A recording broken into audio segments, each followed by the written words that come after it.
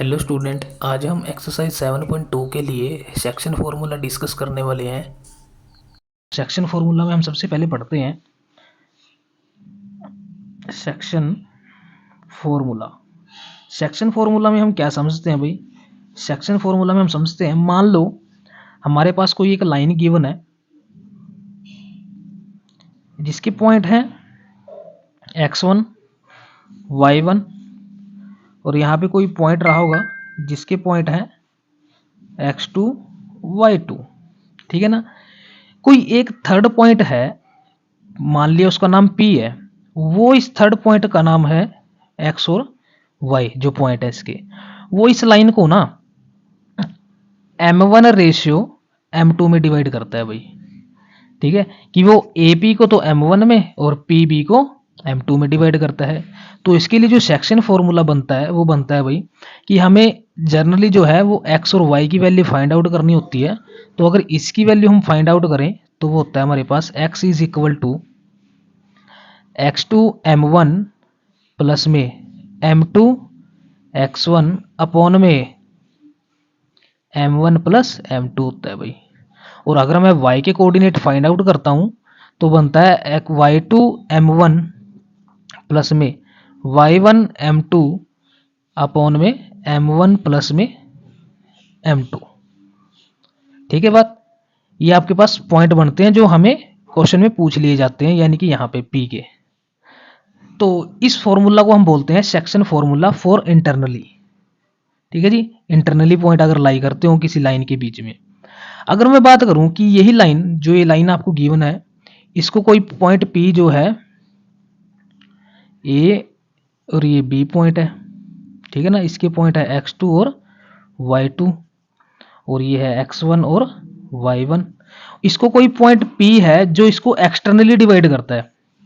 Externally का मतलब यहाँ पे P पॉइंट आ जाएगा, तो हो जाएगा x और y।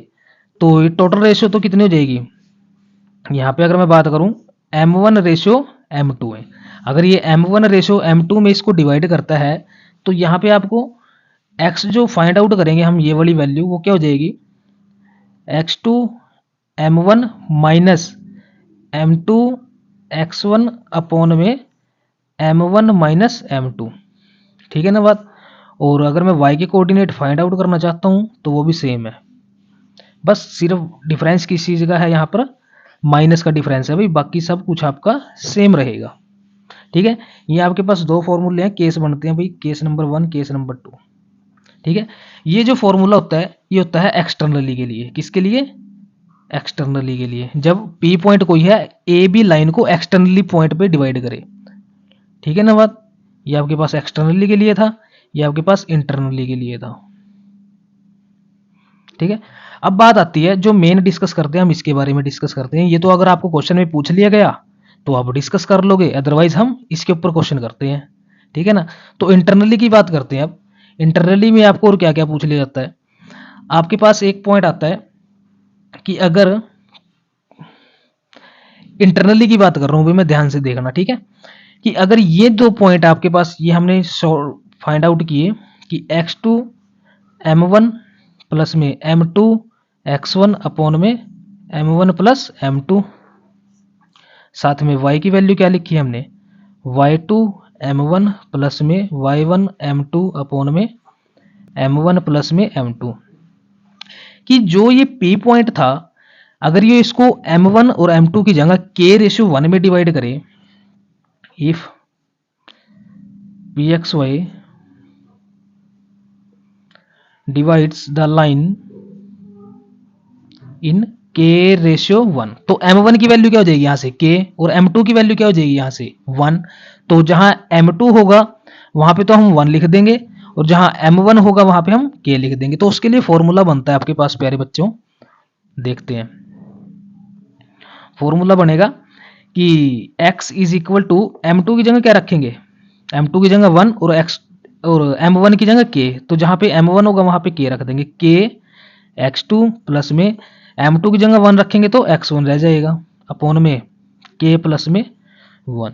और अगर मैं बात करूं y पॉइंट के लिए, तो जहां m1 था वहां पे k रख देंगे, तो ये बन जाएगा ky2 प्लस में y1 अपॉन में के प्लस में 1। ये आपके पास फॉर्मूला बनता है जब कोई पी पॉइंट लाइन को के रेशो 1 में डिवाइड करता है, ठीक है, इंटरनली। फोर्थ केस बनता है आपके पास कि इफ पी डिवाइड्स, यानी कि एक्स वाई अगर डिवाइड्स करे